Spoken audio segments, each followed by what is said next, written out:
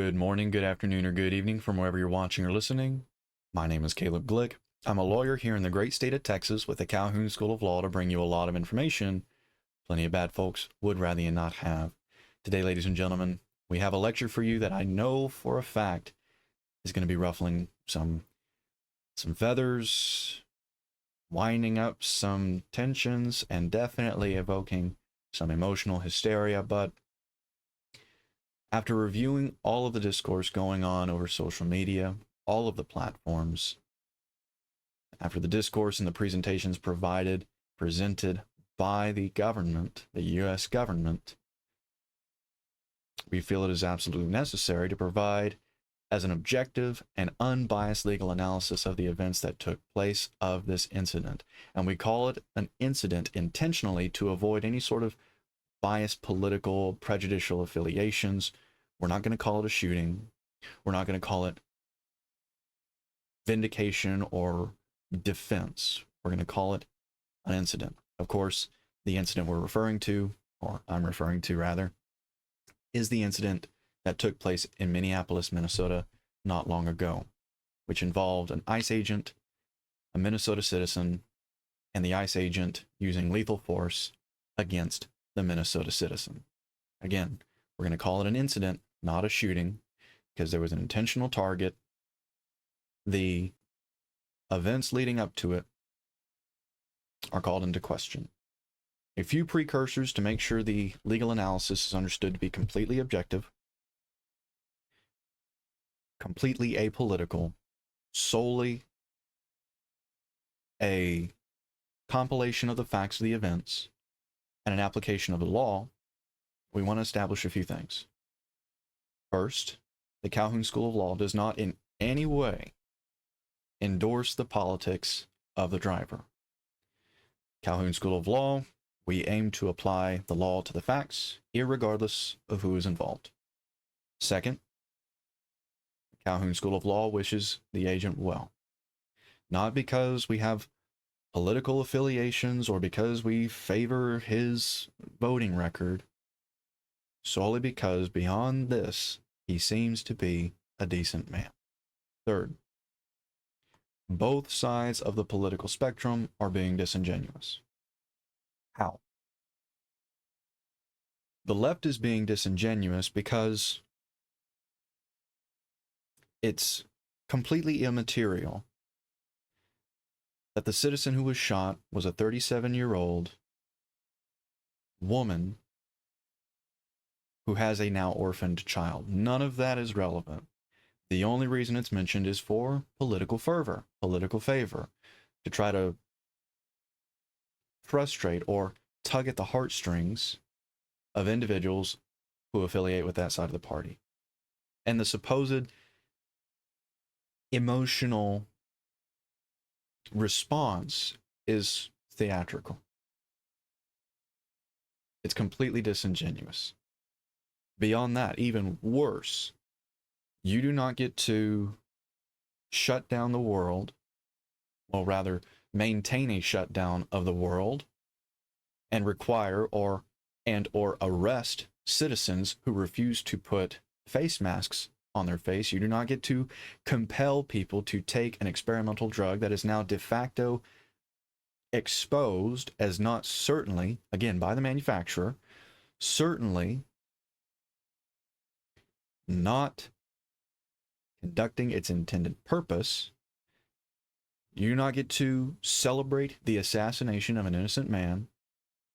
You do not get to encourage the assassination of more innocent men. You do not get to celebrate the attempted assassination attempts on a U.S. presidential candidate. You do not get to celebrate the murder of an innocent citizen protesting at the Capitol. You don't get to behave the way you did during the summer of love and then be surprised when that bear you've been poking for years decides to bite back. Now, does that make the bite justified? Legal? Not at all. And this is where the disingenuousness, the dishonest, intellectually dishonest behavior of the right comes in. I understand. I fully understand the want for revenge. I fully understand that it's unfair. This one side chooses to routinely violate the rules. But here is why the right is being disingenuous in this moment. If a citizen did what that agent did, he would absolutely be convicted of second-degree murder. Absolutely. Without a shadow of a doubt.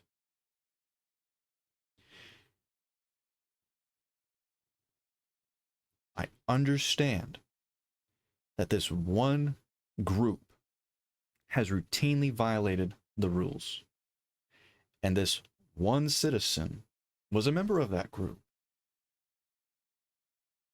But the reason that endorsing this behavior is unwise, is disingenuous, is because the right wing at least propagates itself to be in favor of the rules, to be in favor of upholding their principles. So what needs to be asked isn't an endorsement of this action, but rather, are the principles effective?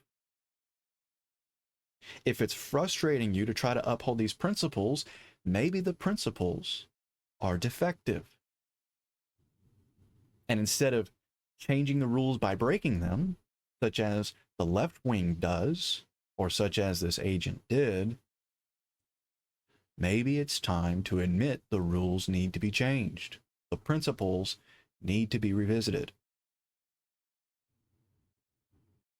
If both parties just decide to be disingenuous, then we have what the Anti-Federalists predicted, and we have two parties vying for power who refuse to acknowledge that there are restrictions, that there are limitations upon that power, which of course would lead to what George Washington and James Madison predicted. It would be a total dissolution of the Union, and maybe that's what needs to be admitted. Either way, both sides of the political aisle are being disingenuous. It doesn't matter that she was a 37-year-old woman who had a partner, not a wife. Marriage is between a man and a woman, as defined in the Texas Constitution, as defined by that term. So I'm not going to refer to her partner as a wife. It is a partner. Her partner is a partner at best, not a wife.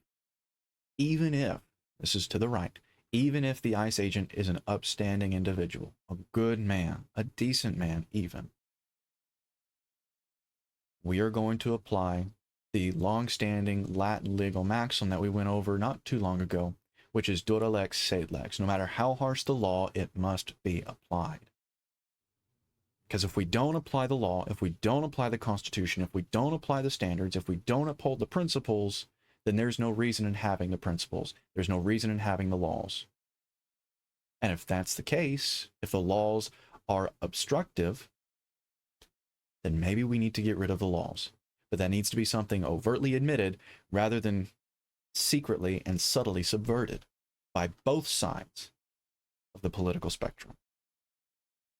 The last precursor, and this will make overtly clear that this analysis is not politically leaning left or politically leaning right. I've heard a number of individuals compare this case, both sides compare this case to the case involving George Floyd. After analyzing the George Floyd case and comparing it with this incident, there are zero similarities. Zero. George Floyd had a police call made against him. George Floyd was dealt with by local police enforcement. George Floyd died of an overdose, not any of the actions conducted by the police. Those are the three key factors, and none of them are similar to what happened in Minneapolis, or rather what happened to this Minnesotan citizen. Those three key factors, if translated to this incident, she was a Minnesotan citizen. The law enforcement in question was ICE, a federal enforcement agency, not a state agency, which gives them very limited jurisdiction, very few powers, a very narrow scope of authority. Unlike George Floyd, this citizen died as a direct result of the agent's actions. There are zero similarities to both sides. Zero similarities between this incident and what happened to George Floyd. So real quick, we're going to go ahead. I'm going to show you the footage. There's 4 or 5 different pieces of footage, different angles that show what took place. The 2 most reliable I'm going to show you. If you think the other two or 3 are worth including, let me know. I'll do a second part to this analysis. But when considering the facts, when considering the laws, these 2 videos, 2 pieces of video evidence make overtly clear exactly what events took place and the consequences thereof of those events, which means we now have the entire scope of the events, the entire scope of the set of facts necessary to determine if an illicit action took place or not. So I'll go ahead and play those videos for you now.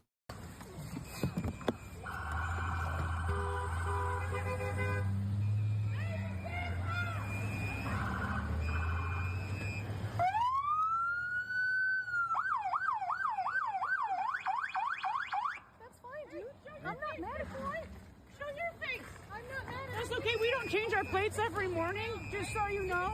It'll be the same plate when you come talk to us later. That's fine. U.S. citizen. You want to come at us? You want to come at us? I say go get yourself some lunch, big boy. Go ahead. Out of the car. Get out of the car. Get out of the car. Whoa!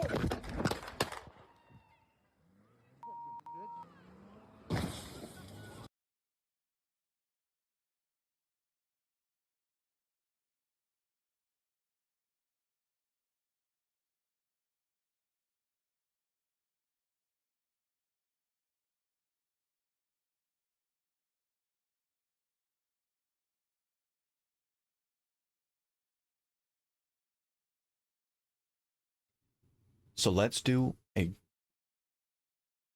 recap of the pertinent facts. First and foremost, the agent, or rather those in defense of the agent, have 2 arguments that I've seen. 2 arguments. 1, this could have been avoided, but was caused because the citizen was supposedly obstructing the lawful duties of ICE. And 2, that the agent acted in self-defense. The reason I included these 2 videos rather than all 4 was, of course, to save time, but because these pieces of video, these bits of evidence, show very clearly that those 2 claims have 0 standing. Why? Because in one video, the Minnesotan is waving vehicles to go around her. The other video, the body cam footage or the agent's phone recording, shows him freely walking around her vehicle. He could have continued on. He could have gone and detained the illegal alien invader that he and his team were looking to detain, but he didn't. He chose willfully to walk around the Minnesotan's vehicle. If she really wanted to hit him, she had a chance prior to the events leading up to her being shot. If she really wanted to run over the ICE agent, she could have done so.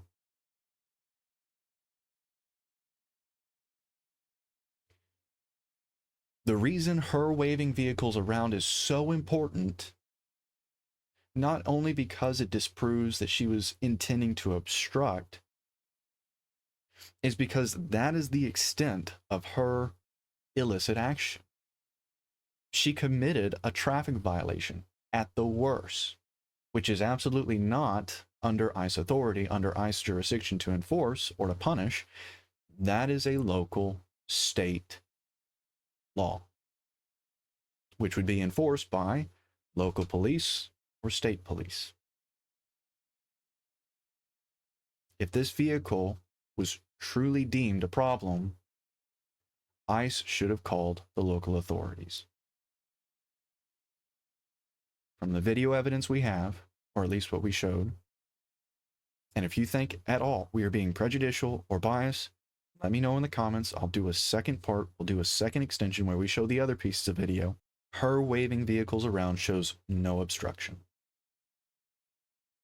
The agent freely moving around her vehicle proves de facto no obstruction. The obstruction claim is meritless. Considering the facts, it's completely baseless. What about self-defense? Self-defense claims are always nullified by provocation or instigation. So whoever instigates a problem, whoever provokes the need for self-defense, does not have a self-defense claim. For example, if you come up to someone with knife in hand, you say, "I'm going to stab you," as you make the motion to stab them, and they draw their firearm and shoot you, you do not get to then shoot them and claim you defended yourself. Where this idea applies is in her reaction. The officer, as we see in the phone recording, walks around her vehicle to the front, at which point she doesn't accelerate. He was in front of her vehicle twice, and she doesn't accelerate. Not the first time, not even the second time when he is centered of her vehicle. She accelerates only when a group of men, and we're intentionally going to view it this way because this is how the jury is going to view it. This is how I would inform people to defend themselves. If a group of masked, armed men aggressively jump out of their vehicle, not announcing that they're law enforcement, not showing badges, not showing IDs, nothing, driving an unmarked vehicle, if those men jump out of that vehicle, come up to your door aggressively, demanding that you exit your vehicle and start pulling on your car door handle, again, no announcement of law enforcement, nothing, that's not removing a supposed obstruction. That's car theft. That's carjacking. That's a mugging. That's a robbery. And given that they were armed, that's armed robbery. That's the provocation. Where she would get in trouble, if she were still alive, was the collateral damage. Let's suppose for a second, and this is even in question, she did hit the agent. She did hit the agent the second time he was in front of her vehicle. She made contact with him. Even though the phone recording makes it pretty clear, and he wasn't comfortably away from the vehicle, but if any body part of his was going to get hit, it would have been his toe being run over by the tire, which is still being hit by the vehicle. But where she would get in trouble if she were still alive is the collateral damage. You do not get to harm this person in front of you simply because this person is provoking you to use self-defense. And we see that so often in low-profile cases. That happen so frequently. Where someone, maybe an elderly gentleman, could be anybody, uses a firearm in self-defense. The bullet overpenetrates and hits an innocent bystander. You do not get to go to court and say, well, I was defending myself from the perpetrator and didn't mean to hit the person behind them. That doesn't matter. You still hit the innocent bystander. And that's where she would get in trouble if she's still alive. Even if this guy is provoking you to use self-defense, you do not get to accidentally or intentionally harm anyone other than the provocateur, anyone other than the threat. The whole point of self-defense laws isn't to take a life, isn't to end a human being, it's to end an imminent threat on your life. So we have, at the start, an agent who is freely moving around her vehicle. There goes the obstruction claim. We have a group of masked, armed men driving an unmarked vehicle, aggressively jumping out of their vehicle while she's distracted, looking at this one agent recording her vehicle. This group of men jump out of their unmarked vehicle, give unlawful orders because they do not have authority. That's really what preempts all of these events. The ICE, the federal agents, do not have authority over this Minnesotan. They do not have authority over state citizens. And we're going to go over all of these documents. I'm giving all of these precursors to prep you for what we're about to see, to prep you for all the legal standing of all of these arguments. ICE and federal agencies do not have jurisdiction, do not have authority over Minnesotans. They do not have the authority to enforce state law.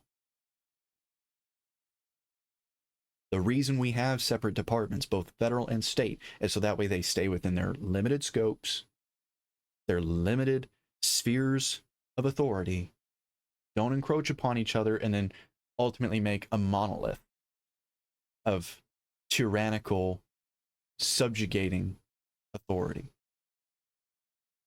And this isn't a crazy idea conjured up by me. This is de facto, verbatim, what the founders stated. Please read Federalist Paper 46. We're going to go over the important snippets. I encourage you, go watch the lecture on Federalist Paper 46, or you're welcome to go and read it for yourself. I encourage you to go and read it for yourself. So we have an ICE agent who's freely walking around the vehicle, getting rid of the obstruction claim. We have her waving vehicles around, further getting rid of the obstruction claim. There is no crime under the jurisdiction, under the authority of the federal agency that gives them jurisdiction or power over this Minnesotan. So any other actions taken after this are based on false pretenses, which nullifies any grounding that they have in their official capacities. For the individual capacities, we have a group of masked, armed men jumping out of an unmarked vehicle, aggressively approaching a citizen's vehicle, and in response, she tries to flee. And it's made very clear that she was trying to flee in the agent's phone recording. The phone recording, I'm not talking about the wheels on the vehicle, I'm talking about the steering wheel. In the phone recording, it captures that the Minnesotan turned her steering wheel all the way in the opposite direction of the agent, of where the agent was standing. That proves she was trying to flee, not to hit. And that intention is corroborated by the fact that she very well could have hit him earlier when he was walking around her vehicle, or before the group of masked armed men jumped out of their unmarked vehicle and demanded she exit her vehicle. The moment the agent saw the steering wheel turning all the way to the right, opposite of the direction he was standing, it was no longer a reasonable, imminent threat to his life. Let's now provide the most generous case for the ICE agent. We'll strongman the agent's position. Because again, if a citizen did this, if a citizen did exactly what the ICE agent did, even in Texas, he would absolutely be convicted of second-degree murder. Not first degree, because there was no time for premeditation.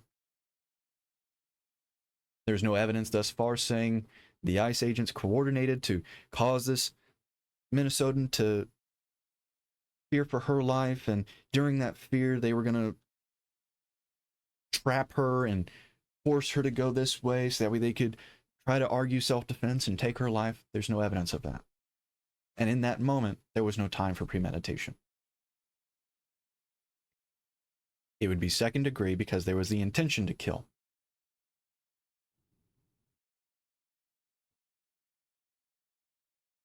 Even if we presume, even if we grant that the vehicle struck the ICE agent, or the ICE agent reasonably believed that the vehicle was going to strike him,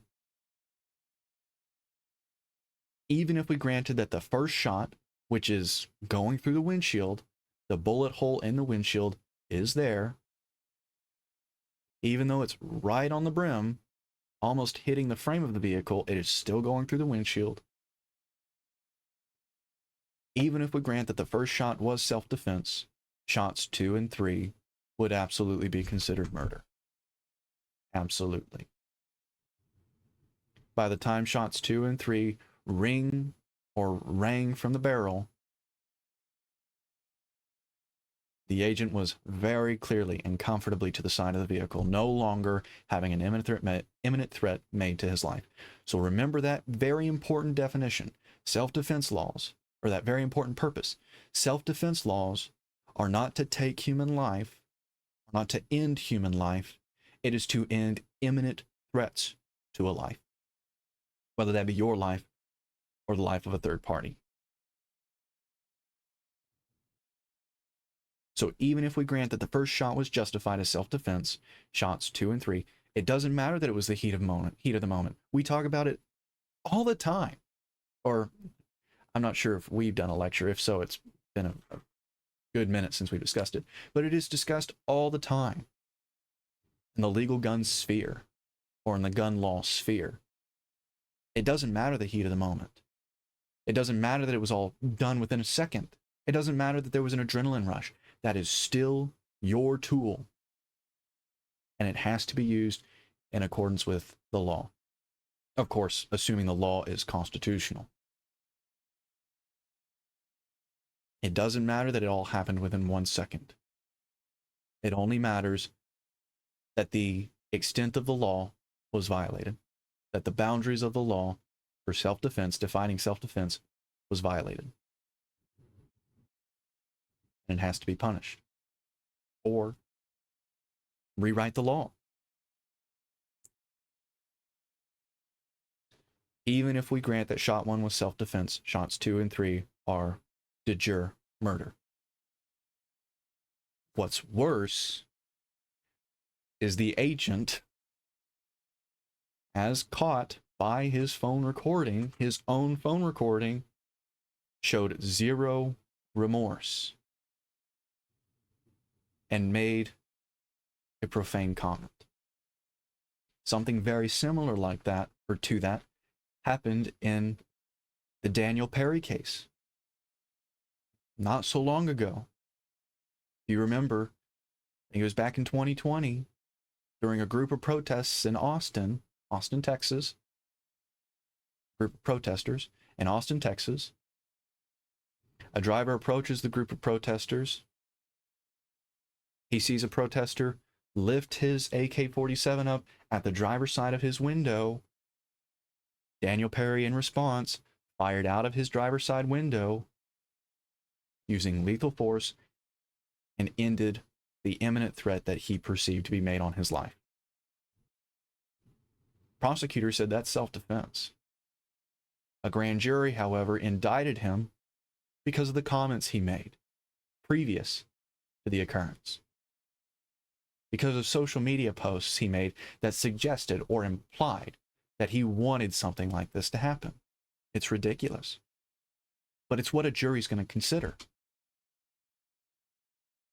Ultimately, Daniel Perry was, pardoned by Governor Abbott. But that very important comment afterwards not only shows that there wasn't remorse, it shows that there was potential hostility. And a lawyer is going to champ at the bit, or I should say an attorney. A lawyer,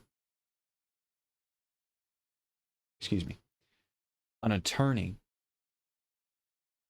will quickly use that to say, oh, well, that's why he shot the second and third round, because he wanted to make sure she was dead. Not to end the supposed imminent threat made on his life. That's what they're going to try to argue. A very important point has been mentioned by a lot of people on both sides.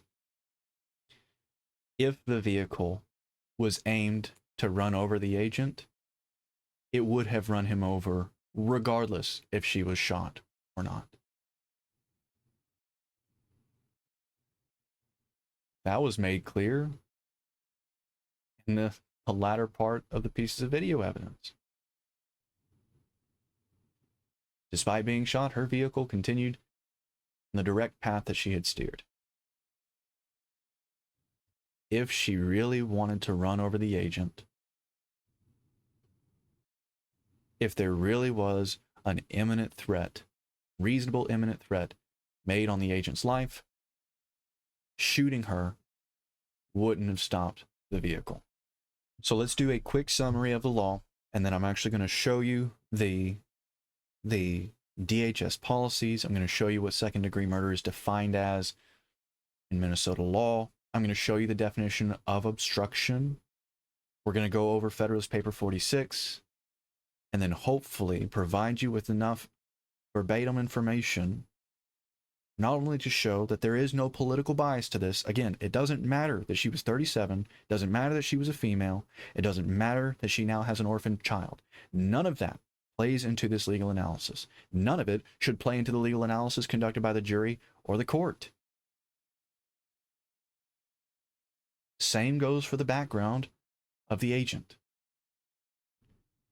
All that matters is the collection of the facts and the application of law to those facts. So a quick summary of the law. What's preempting all of this is the de facto and de jure fact, reality, that the federal agents do not have authority over state citizens. Because of that, any orders, especially when made unannounced, given by ICE to Minnesotan citizens are unlawful.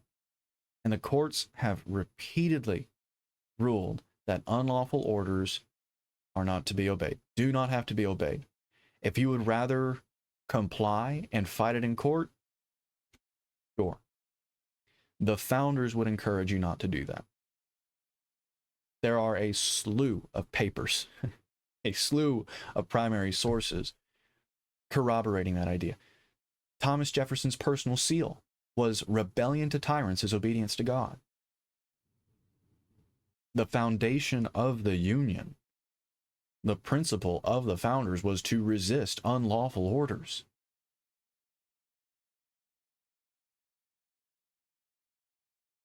The driver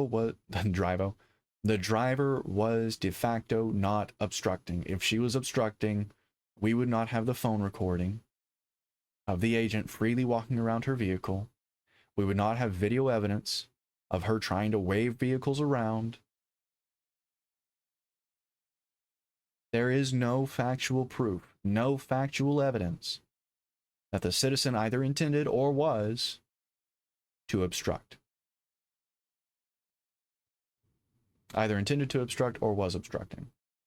No evidence. It doesn't matter that she was involved with a training group teaching how to obstruct ICE, how to instruct law enforcement, how to instruct obstruct. It doesn't matter. Your affiliations play no part, or by law, it's often cited, referred to and considered in court by a jury, but by law, it's not binding or indicative of anything. ICE provoked the confrontation. If a group of masked, armed men driving an unmarked vehicle jump out, demand you exit your vehicle, and then aggressively grab your door handle, trying to pull you from the vehicle, trying to open the vehicle, That is not law enforcement. That is a carjacking. An armed carjacking. An armed robbery is absolutely grounds for self-defense. Lethal at that point.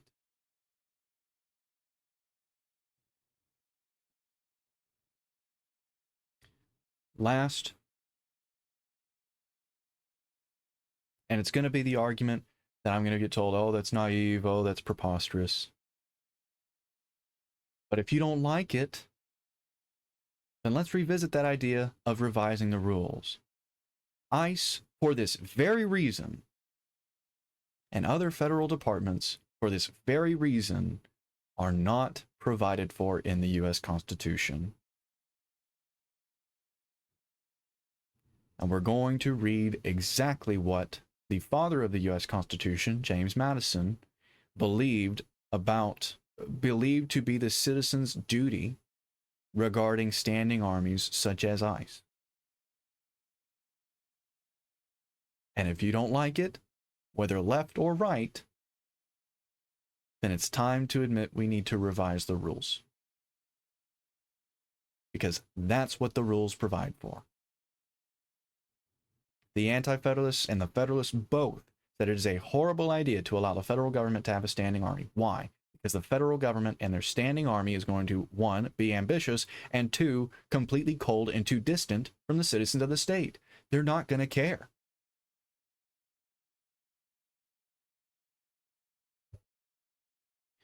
So real quick, before we go to the documents, we're going to provide both sides' case.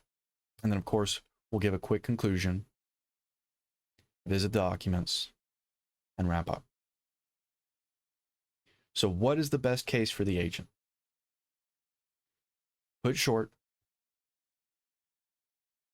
his best avenues are a hung jury,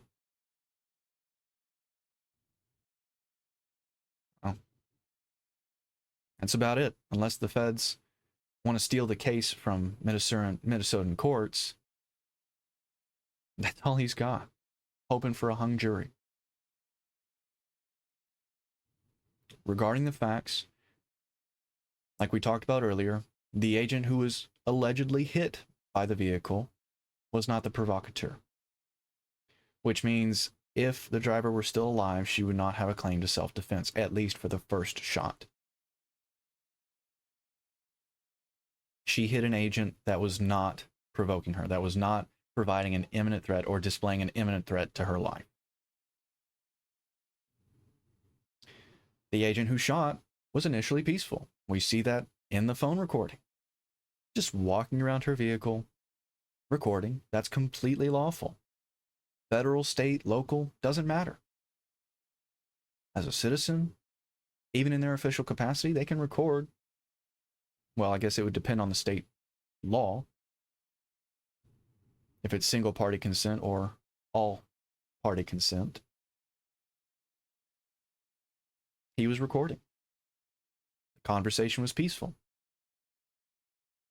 The agent was potentially hit by the driver's vehicle, which goes to the first shot claim.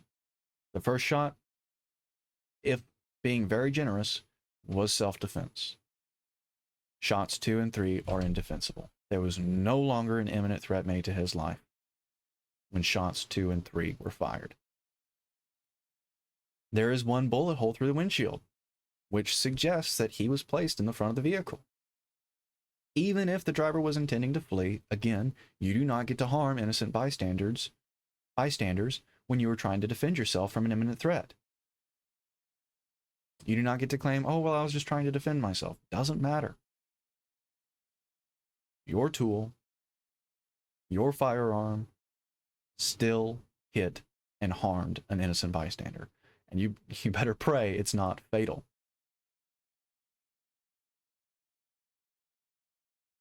The driver hit the agent rather than the instigator. Collateral damage, you do not get to claim self-defense. What about the driver's case? The driver's case, significantly stronger. Significantly. First and foremost, ICE did not have, to this day, does not have authority over state citizens. Only authority to detain, arrest, remove illegal alien invaders. ICE did not have the authority, the lawful capacity to demand the Minnesotan exit her vehicle. That preempts everything. That preempts all of the events leading up to the instance. The driver was peaceful. She wasn't revving her engine. The honking, irritating, but permitted. She wasn't getting aggressive. Her partner was more aggressive than she was. The driver had a separate opportunity to hit the ICE agent, and she didn't. We see that in his phone recording. If she really wanted to hit him, she could have. The driver, in both pieces of video evidence we showed, in the other angles, I'm sure if you zoom in, well, I don't know if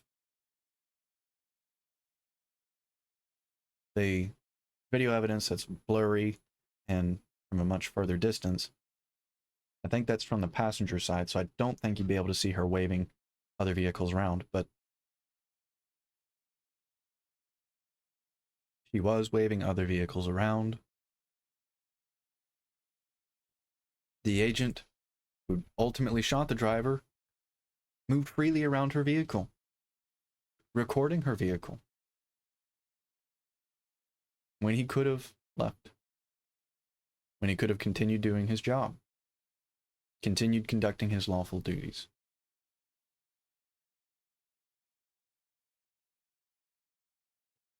If I'm the driver and I see an ICE agent, I've identified an ICE agent, though he never announced himself, never said he was agent so-and-so, never said he was affiliated or an agent of ICE, none of that. All he had was a patch on his chest, but anybody can do that. Anybody can wear it. Anybody can even call themselves the police. But unannounced, he's walking around her vehicle. And an unmarked vehicle quickly pulls up beside your car, perpendicular to your car. Armed, masked men aggressively jump out, demanding you to exit your vehicle, start pulling aggressively on your door handle, trying to open your door. That's not the actions of law enforcement, that's a carjacking. An armed carjacking. At least 3 rounds were fired. One evidently went through the windshield. Where did the other 2 go in through? From the videos, they went through the driver's side window, which means they were fired from the side of the vehicle, or at the side of the vehicle, through the side of the vehicle, which means whoever shot was not in imminent threat of losing their life because they weren't in front of the vehicle. It does not in any way help that in his own phone recording, he profanes the driver in a very insulting way. Also in that video, he walks away, seemingly without injury, at least none that are debilitating. If the driver really meant to hit the agent, her vehicle would have run over the agent regardless if she was shot or not. Which means the fact that it didn't run over the agent means that there was not a reasonable imminent threat made on his life.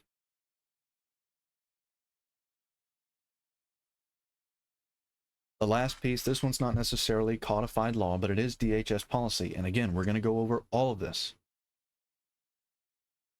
The agent willfully placed himself in front of the vehicle twice. He willfully put himself in the path the driver would use to flee. The reason the DHS policy for that exists is to prevent situations like this from happening. And the fact that he violated what he was taught to do shows that he was negligent, shows that he was reckless, shows that he was probably redeployed prematurely. Now we know, not too long ago, something very similar happened to the agent, and he sustained injuries. I think it was 5 or 6 months ago, something very similar to this happened, where he was dragged by a car. If the DHS policy had been followed, if what he had taught been implemented, this would not have happened. But he chose not to listen to what he was taught. So in conclusion,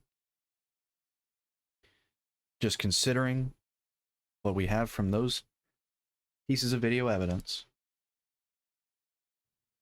not considering their personal lives, not that there's now an orphaned child, that doesn't play at all into this analysis. It doesn't matter. It's immaterial, irrelevant.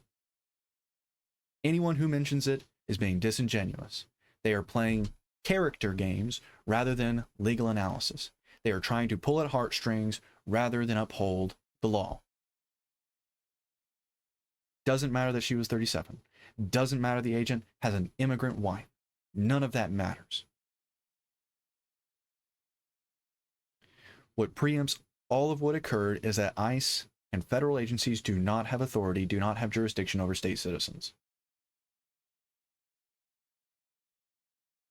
If the vehicle was truly a problem, say she wasn't waving vehicles around, the vehicle was truly a problem, the local or state police needed to be contacted.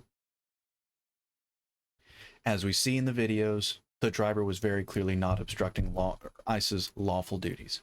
Not only the agent freely walking around her vehicle, but also her waving vehicles to go around. That means, at worst, she committed a traffic violation. An illegal U-turn, illegal turn. But at worst, she wasn't accelerating and reversing, trying to keep an ICE vehicle from going through.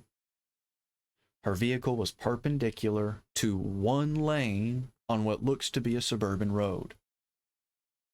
And she was waving vehicles to go around. She was not obstructing. The driver waved vehicles to go around. The driver tried to flee without harming the ICE agent. That's made very clear in the phone recording, where you can see the driver is cranking the wheel all the way in the direction that is opposite of where the agent is standing. If she wanted to run over the agent, she wouldn't have turned her wheel. She would have gone straight forward, and he would have been run over regardless if she was shot or not. He would be dead if that vehicle was aimed, if that vehicle and that acceleration was meant to kill him. He would be dead.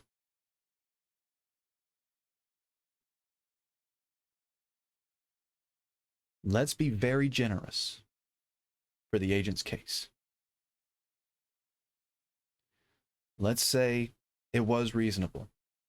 Maybe, well, we can't even use clouded judgment because that's not a reliable reason to use excessive force. Certainly not for citizens, at least. Let's say he truly believed that that vehicle, though he was to the side of it, and when I say to the side, I mean from the phone recording, it looks like his body is center of the driver's side headlight.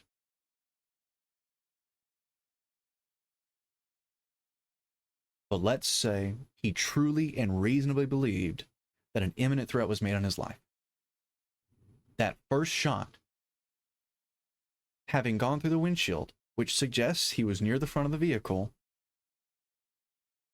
we can grant that. Say, yep, that was self-defense. Sure. Adrenaline rush, clouded judgment, none of those are excuses for shots 2 and 3. It doesn't matter according to the letter of the law. It doesn't matter. It certainly wouldn't matter for a citizen.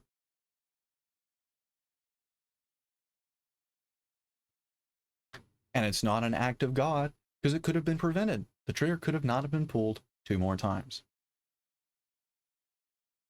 Even if we grant that shot 1 was justified self-defense, shots 2 and 3 are indefensible. They are verbatim, de facto murder.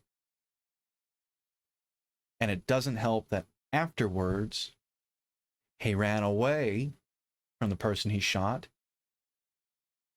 and called her an effing biatch. Of course, I censor myself probably needlessly because even for the young ones in the room, I'm sure they're familiar with that kind of language. It's ubiquitous anymore.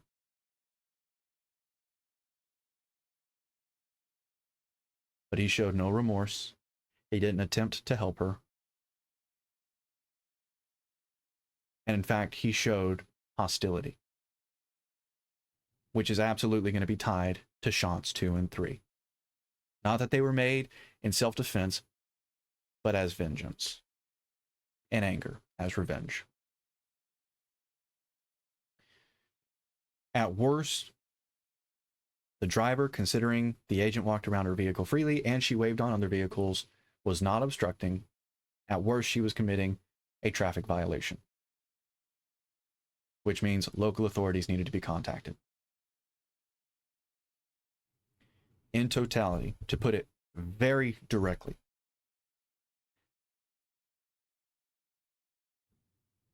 the reason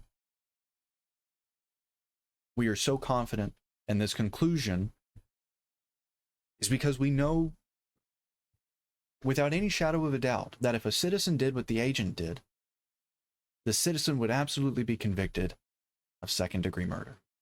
Absolutely. Because it happens all the time.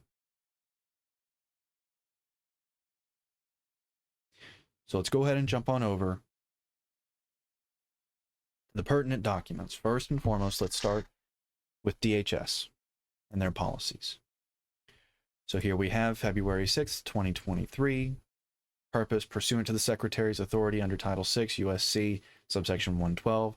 This policy articulates department-wide standards and guidelines related to the use of force by Department of Homeland Security, law enforcement officers, and agents, LEOs, and affirms the duty of all DHS employees to report improper uses of force. All DHS components and offices employing LEOs, hereafter components, are directed to implement this guidance, including investigation and documentation practices through component-specific policy, procedure, and training. I encourage all of you, even, regardless if you think I'm being biased or not, go and read through this entire document, because it does provide for some instances in which lethal force can be used, and we're going to go over those exceptions. What I can tell you now is the exceptions do not build a stronger case for the agent, because again, even if we are generous and grant that the first shot was self-defense, thereby making it justified lethal force under this policy, under these rules, shots 2 and 3 weren't at all. Use of force standard, you're welcome to read through that. General statement, reasonableness, how to define reasonableness. The Supreme Court has ruled that all claims that law enforcement officers have used excessive force, deadly or not, in the course of an arrest, investigatory stop, or other seizure of a free citizen should be analyzed under the Fourth Amendment and its reasonableness standard. The standard is an objective one that in the context of use of force policy and practice is often referred to as objective reasonableness. Because the standard is not capable of precise definition or mechanical application, its proper application requires careful attention to the facts and circumstances of each particular case. The reasonableness of a LEO's use of force must be judged from the perspective of a reasonable officer on the scene, rather than with the 20/20 vision of hindsight.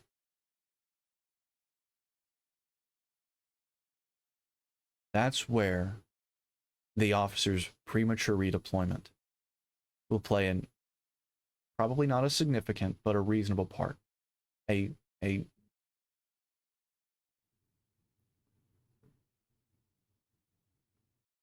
an involved portion. Would he have done this if not just 6 months prior something happened to him in a similar circumstance? Would he have acted that quickly? Would he have drawn his firearm that quickly?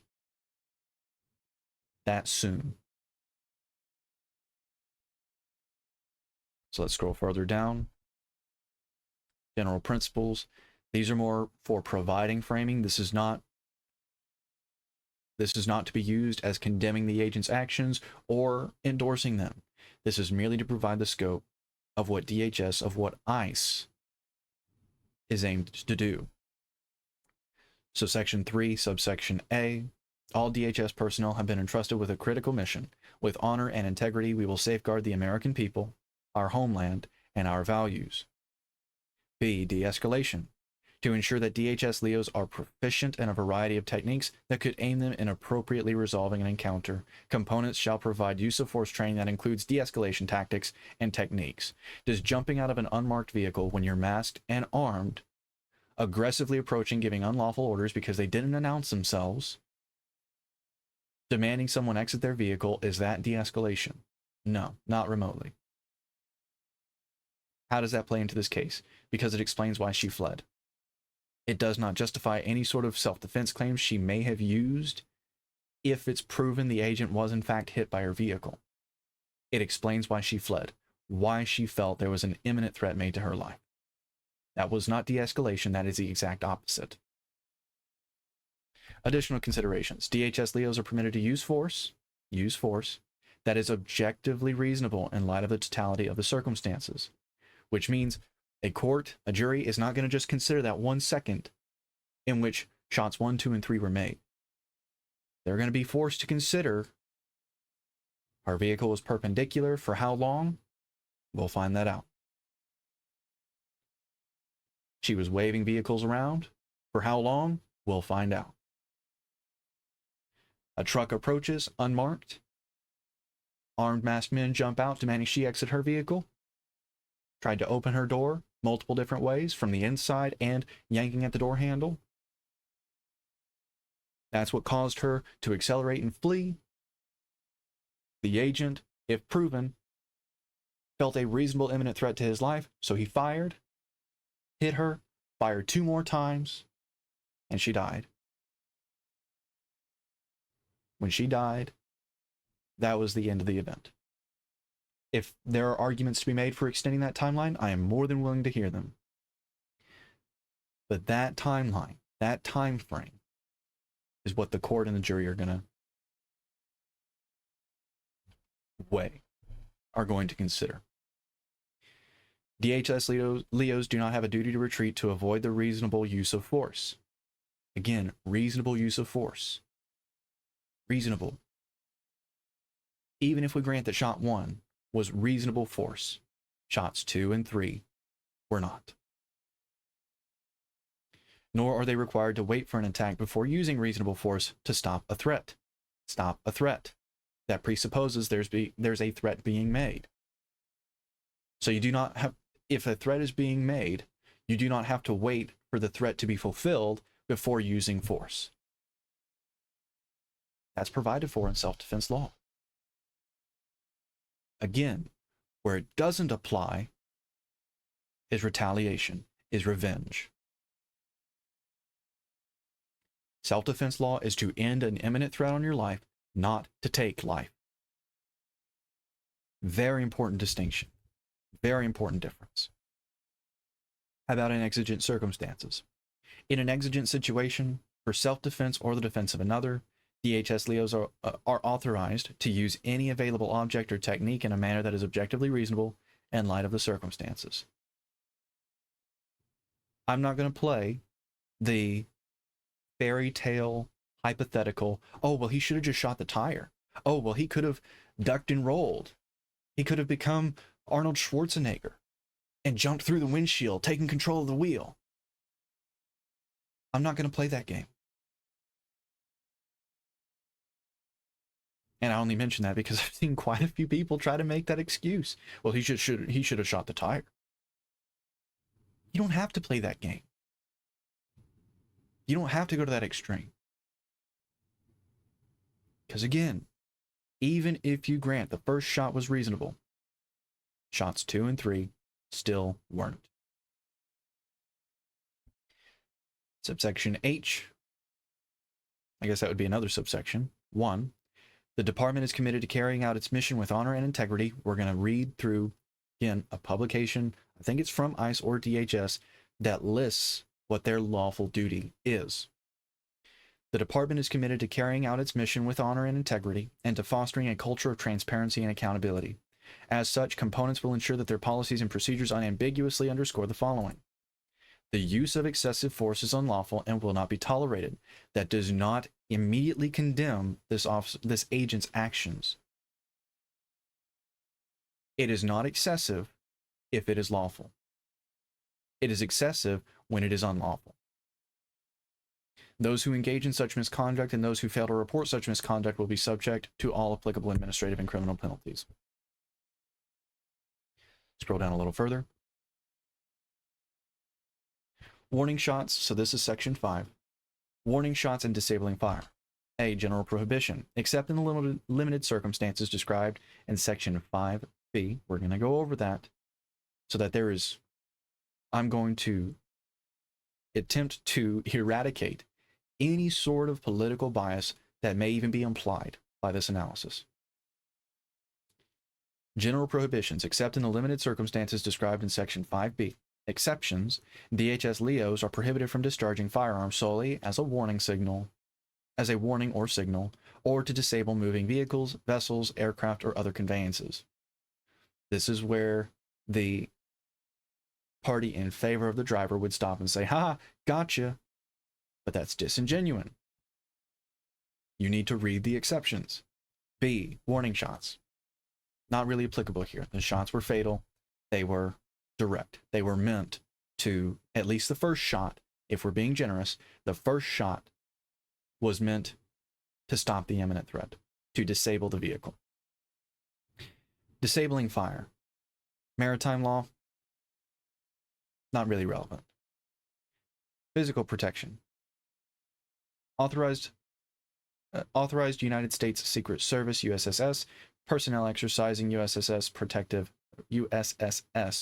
protective responsibilities and other authorized and appropriately trained DHS LEOs assigned to assist USSS in exercising these responsibilities may discharge firearms to disable moving vehicles, vessels, or other conveyances, and such disabling fire is classified as less lethal force, except aircraft in flight. Disabling fire against an aircraft in flight is permitted only if the use of deadly force against the occupants of the aircraft or in response to the threat posed by the aircraft itself is otherwise authorized under this policy. This is classified as a use of deadly force.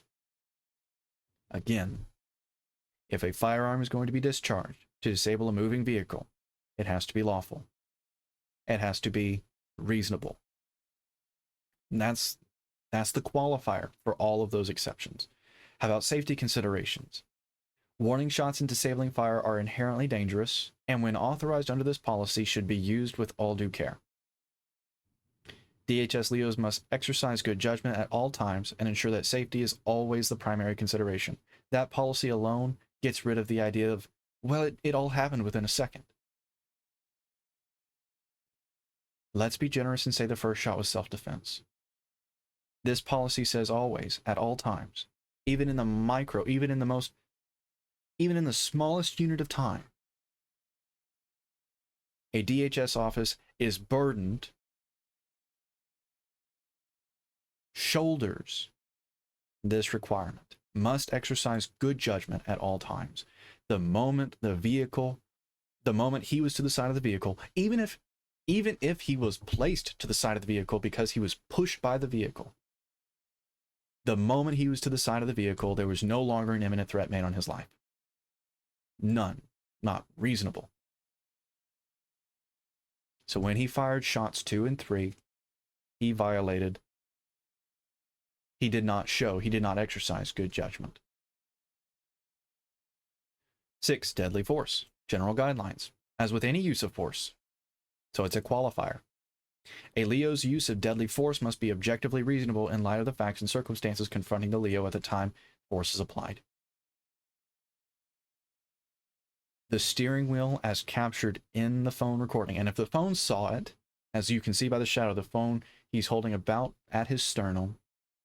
If the phone saw it, he absolutely saw it. The moment he saw the steering wheel going in the opposite direction of where he was standing, he did not have a reasonable belief that an imminent threat was made on his life. DHS Leos may use deadly force only when necessary. That's typical self-defense. That is when the Leo has a reasonable belief that the subject of such force poses an imminent threat of death or serious bodily injury to the Leo or to another person. Another argument that's been used is, well, the car was going so slow. Even if it did hit him, it wouldn't have hurt. No, that's not true either. It doesn't matter how slow a vehicle is going. If a vehicle is coming at you, that's something to avoid, no matter how slow it's going. It's a ridiculous argument. B. Fleeing subjects. Deadly force shall not be used solely to prevent the escape of a fleeing subject. However, deadly force is authorized to prevent the escape of a fleeing subject where the Leo has a reasonable belief that the subject poses a significant threat of death or serious physical harm to the Leo or others, and such force is necessary to prevent escape. We know for a fact that this wasn't true because none of the other agents drew their guns, none of the other agents drew their firearms and shot at the vehicle. There was no imminent threat posed by the driver to anyone else. B. Discharge of firearms, general guidelines. A. Discharging a firearm against a person constitutes the use of deadly force and shall be done only with the intent of preventing or stopping the threatening behavior, not taking life, not ending a human life, to stop the threatening behavior. That is Self-Defense Law 101. That justifies the use of deadly force. That's why the whole, oh, it's an adrenaline rush. Oh, it all happened in 1 second. Oh, it was heat of the moment. It doesn't matter. Doesn't matter. It is your tool. It is your firearm. It is your responsibility to use it competently and correctly and precisely, rather than unintentionally or intentionally causing collateral damage, not collaborative, collateral damage. B. The act of establishing a grip, unholstering, or pointing a firearm does not constitute a use of deadly force. Might be considered brandishing a weapon. I know for citizens, brandishing weapons, brandishing firearms, it's a very touchy subject. Not as in it's gray, as in it's better to be safe than sorry. So while it doesn't constitute the use of deadly force, it could constitute, depending on the statutes, brandishing a firearm, brandishing a weapon. 2. Moving vehicles, vessels, aircraft, or other conveyances. DHS Leos are prohibited from discharging firearms at the operator of a moving vehicle. That's where left wing, that's where endorsers of the driver would stop and say, oh, gotcha, there's the end of the debate. No, finish the rest of the paragraph, because you don't have to play these manipulative games. You don't have to be deceptive. DHS Leos are prohibited from discharging firearms at the operator of a moving vehicle, vessel, aircraft, or other conveyance unless the use of deadly force against the operator is justified. Again, even if we grant that the first shot was self-defense, shots 2 and 3 are indefensible. Let's be a ridiculous level of generous. Let's say shots 2 and 3 didn't hit the driver. That upholds his self-defense claim if shot 1 is held justified. But where did those bullets go? That's reckless discharge of a firearm. So you have a balancing act. Which one do you prefer? Do you prefer that all 3 rounds went into the driver and that the target that was meant to be hit was hit? Or do you want reckless discharge of a firearm causing potential collateral damage on innocent bystanders? Either way, shots 2 and 3 are indefensible. There is no avenue, there is no argument for the agent to take. The Leo must take into consideration the hazards that may be posed to law enforcement and innocent bystanders by an out-of-control conveyance. Nobody else was harmed. Nobody else seen in the vicinity to have been harmed if the agent had let her flee.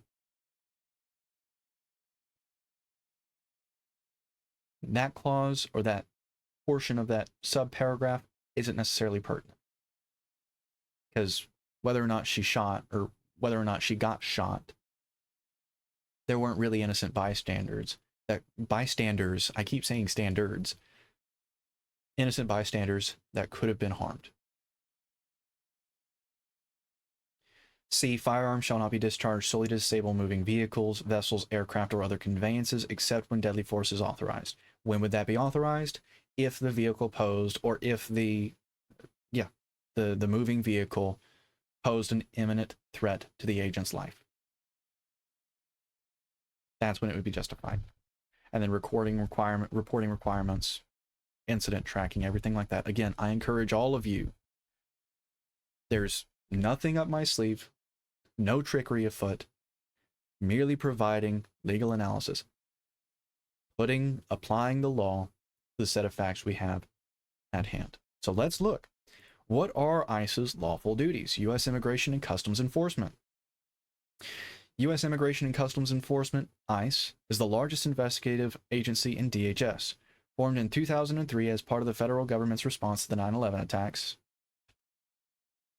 That's a sure way to know that it probably wasn't a good idea.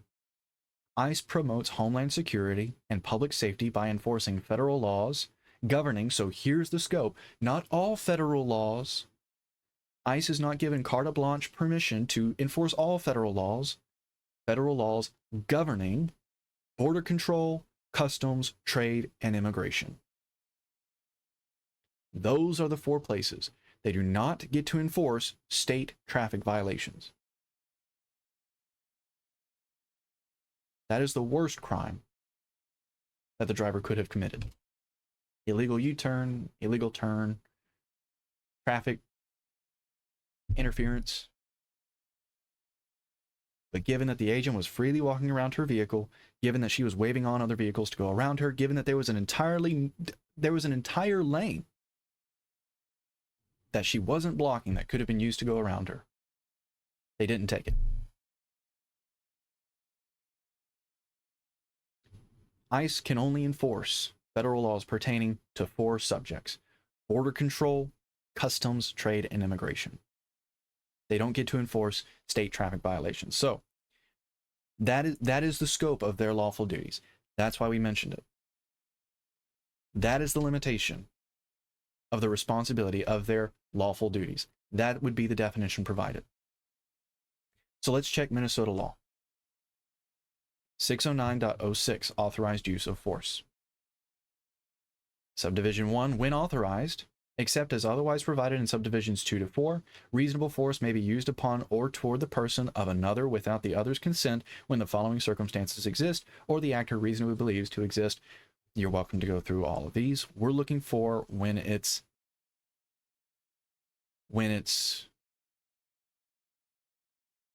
not reasonable. So these are the limitations. These are when it is justified. Subdivision 2, I encourage you all, go and read this statute. Subdivision 2, deadly force used against peace officers. Deadly force may not be used against peace officers who have announced their presence and are performing official duties at a location where a person is committing a crime or an act that would be a crime if committed by an adult. Caleb, are you saying to use deadly force against law enforcement? No. That is equally dishonest to what advocates of the driver are doing.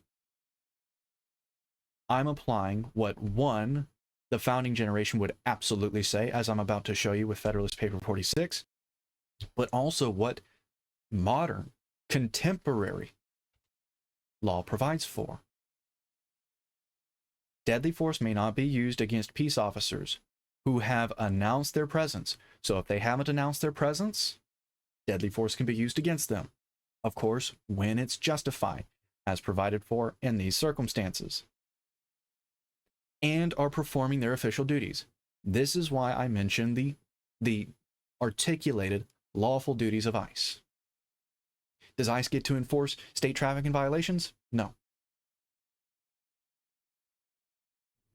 So by trying to, whatever they were trying to do, conduct an arrest, detain her,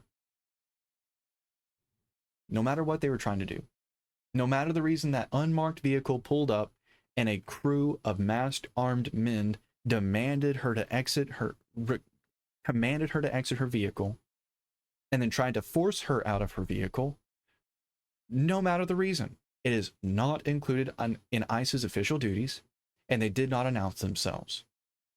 Which means through this statute, deadly force would be justified, even against a peace officer. Limitations on the use of certain restraints. So this details how peace officers can go about detaining or capturing someone. Subdivision 4, use of force not authorized, reaction to victim's sexual orientation or gender identity. Not really pertinent. Obstruction. We're going to look at the actual obstruction, or the actual definition of obstruction, just to see if there's an iota of an argument for the agent to make, claiming that the driver was obstructing the driveway. And if she was, why was he freely walking around the vehicle instead of contacting the local police department to have the vehicle removed? There are just so many things that could have been done better, that if the agent had listened to the procedures and policies of DHS, this would not have happened. And it's the reason why those policies and procedures are implemented in the first place.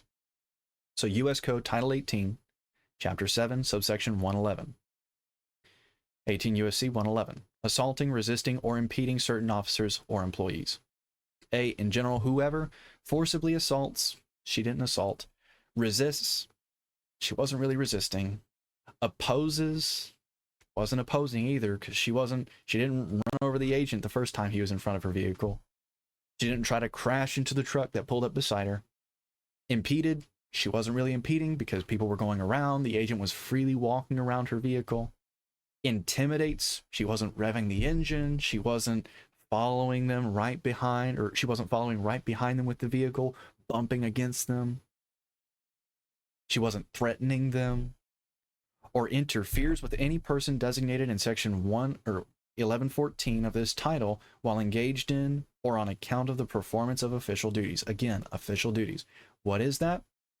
We go back to the lawful duties of ICE. ICE promotes homeland security and public safety by enforcing federal laws governing, so not all federal laws, only federal laws governing border control, customs, trade, and immigration. That's it. Anything outside of that is outside of the scope of the lawful duties for ICE, which means they do not get to enforce them. So she wasn't assaulting them. She wasn't resisting them. She wasn't opposing them. She wasn't impeding them. She didn't intimidate anybody. And she wasn't interfering with anybody.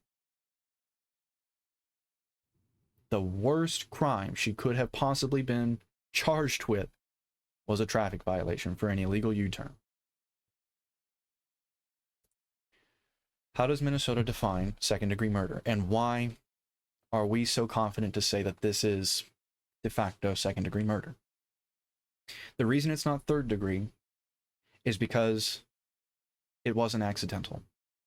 There was the intent to kill. The reason it's not first degree is because there wasn't enough time for premeditation, for planning the kill. There was only the kill and the intent to kill. Minnesota Statute 609.19, murder in the second degree. Subdivision 1, intentional murder, drive-by shootings.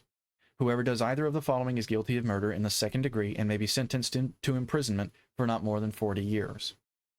1, causes the death of a human being with intent to effect the death of that person or another, but without premeditation. Again, I'm probably going to have to beat this dead horse all the way to the end of this lecture.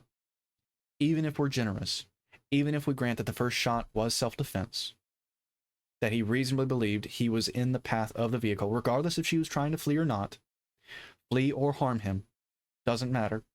Let's just say he was in front of the vehicle when he shot the first bullet. Where was he when the second and third shots rang? he was to the side of the vehicle. Which means even if he wasn't intending to kill with the first shot, he was intending to kill with the second and third. You're welcome to read the rest of this statute. I highlighted the pertinent part. So now let's go over what the founders believe. And you can cross-reference this with any founder, because even the founder most in favor, Alexander Hamilton, of the federal government having a standing army such as ICE, would be opposed to ICE's formation. Even he would say, yeah, that's a little absurd. So let's see what the father of the U.S. Constitution, James Madison, and please forgive me for the pixelation. It's a PNG, not a PDF, so it's the image is stretched a little bit out of scale. Hopefully it's still readable. If not, please go and watch the lecture we did on number 46, or go ahead and get you a copy of the Federalist Papers. You should have a copy already. Very incredibly important document. It's an incredibly important document, or series of documents, rather. So number 46 was written by the father of the U.S. Constitution, Mr. James Madison, and he said, the only refuge left, this isn't taken out of context. I've screenshot this entire page.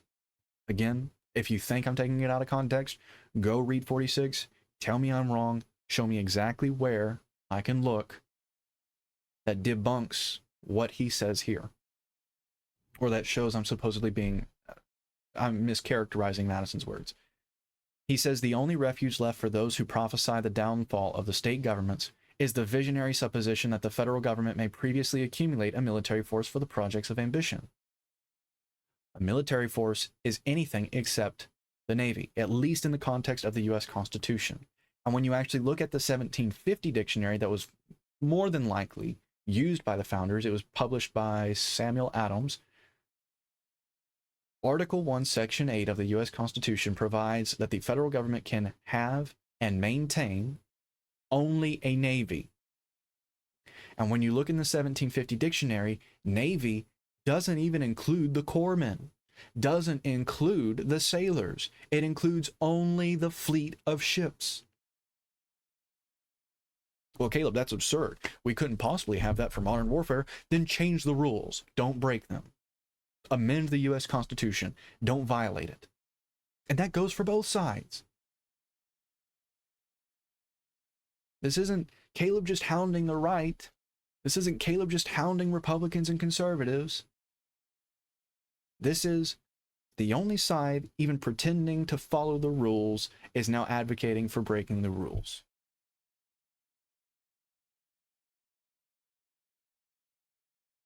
Ultimately, we're not going to take sides here at the Calhoun School of Law.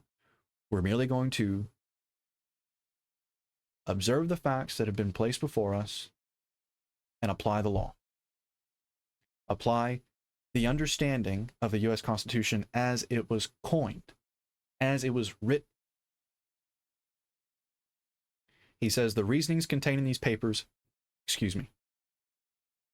the reasonings contained in these papers must have been employed to little purpose indeed, if it could be necessary now to disprove the reality of this danger. So he's saying it's so absurd to suppose that the federal government would ever develop a military,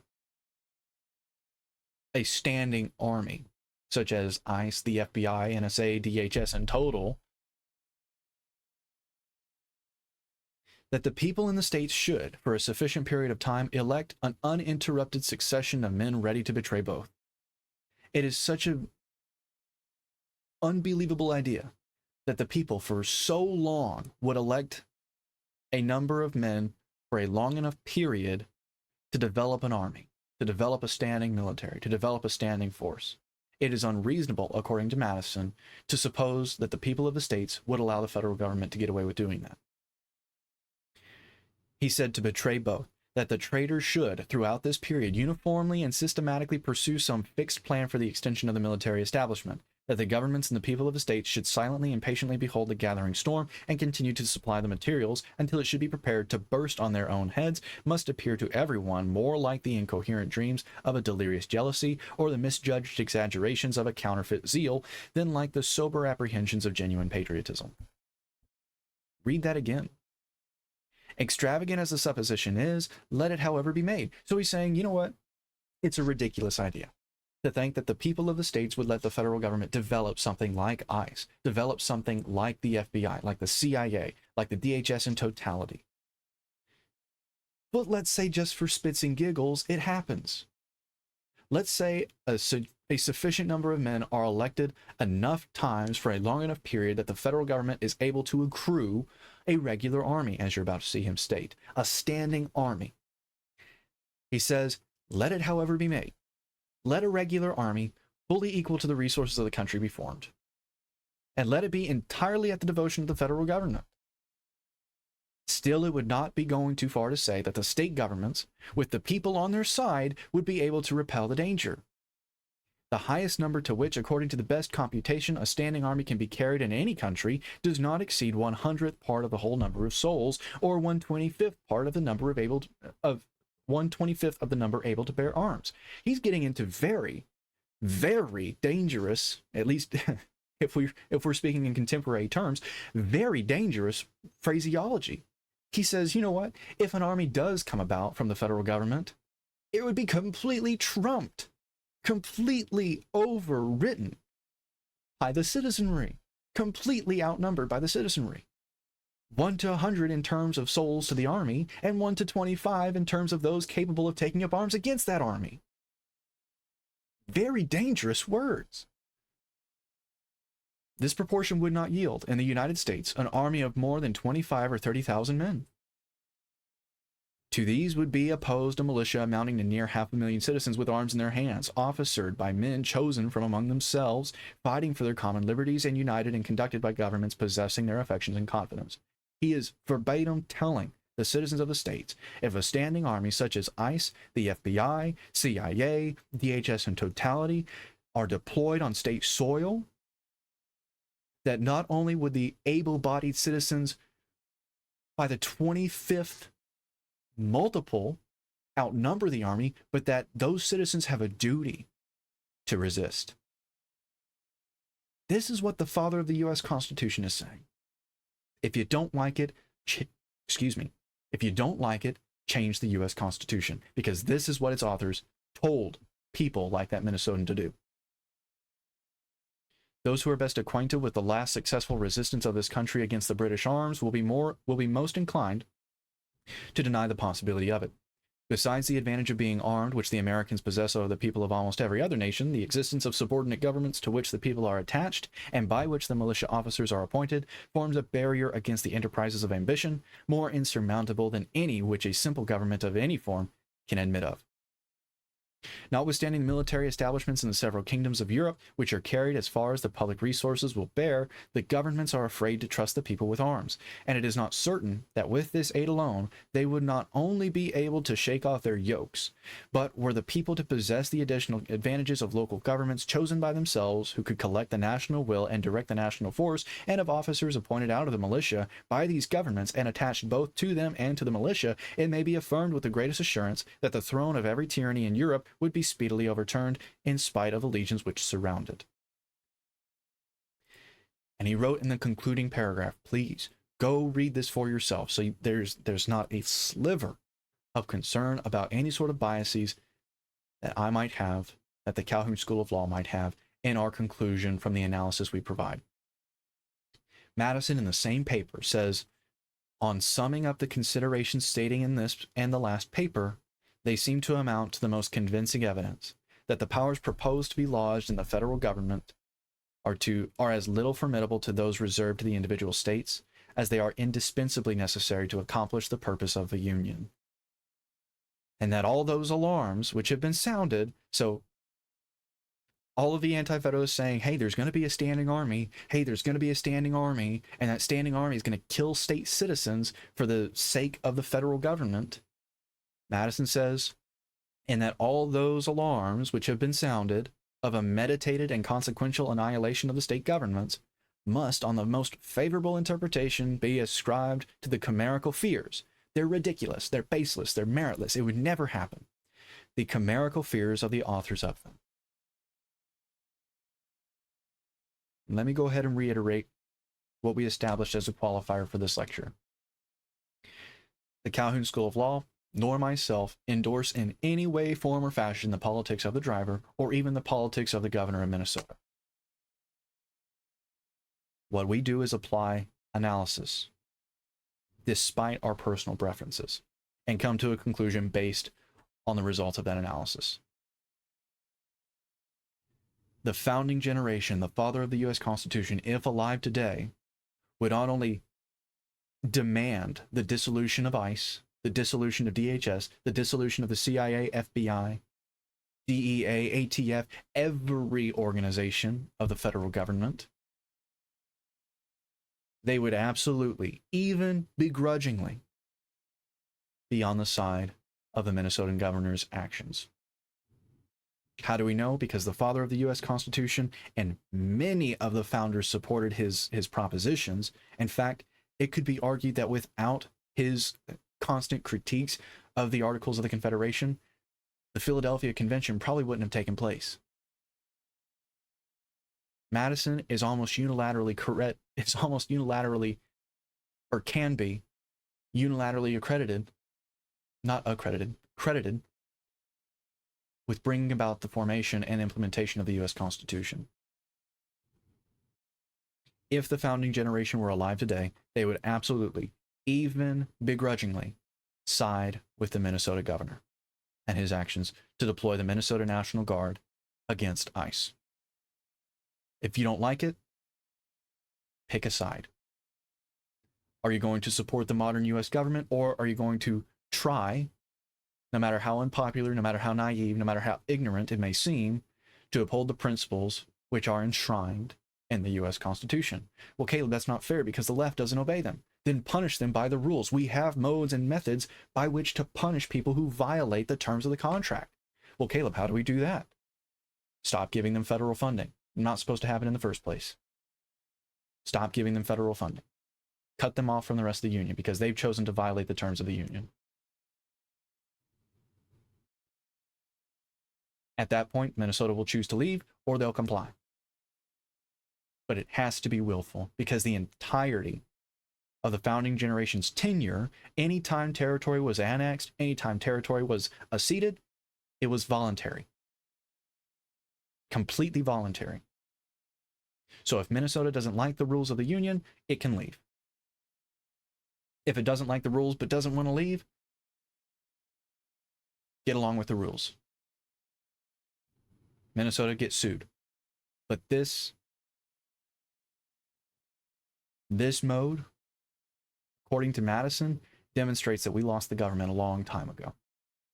He said, when your government, and this is in the Federalist Papers, he said, when your government devolves to arms, it's not evident that your government is now lost, but evidence that your government was lost a long time ago.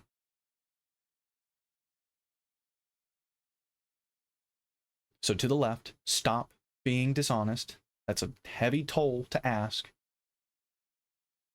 Because now you're playing, now you're trying to enforce the rules after you've gone and poked the bear with the Summer of Love, with the COVID-19 pandemic, with prosecuting protesters that protested at the Capitol, which is completely legal, not remotely illicit, who protested on January 6th, 2021, if I remember correctly. Evidence, irrefutable evidence is now coming out that the 2020 election was rigged, that there were many unlawful actions being conducted in multiple different states that did affect the result of the 2020 U.S. presidential election. That is undeniable now. You do not get to go and celebrate the assassination of an innocent man, specifically because of what he said, Charlie Kirk. You do not get to celebrate the attempted assassinations on a U.S. presidential candidate, no matter how strongly or vehemently you disagree with him. You do not get to celebrate the murder of Ashley Babbitt,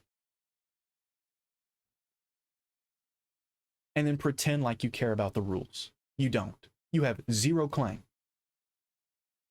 This lecture is not made in your defense. This lecture is merely to uphold the law, no matter how unpopular, no matter how ignorant, no matter how naive it may appear. You have zero claim to applying the rules. Zero. To the right. If it's this frustrating, if this lecture in totality frustrates you, because it seems like there's a double standard, and you're probably right that there is a double standard. But the way you fix that, unless you want to throw out the U.S. Constitution, unless you want to take down those Union flags, unless you want to act and endorse antithetically to what the founding generation would have supported, you have to do the very same thing. Say, you know what? She was politically opposed to me. I like what the ICE agents have been doing. Frankly, the numbers need to be bigger, but that was still murder. Show good faith. Demonstrate that you are still, that you're not just pretending, that you're not putting on theatrics about supporting the founding fathers and I love the U.S. Constitution and there's my Union flag flying in the back.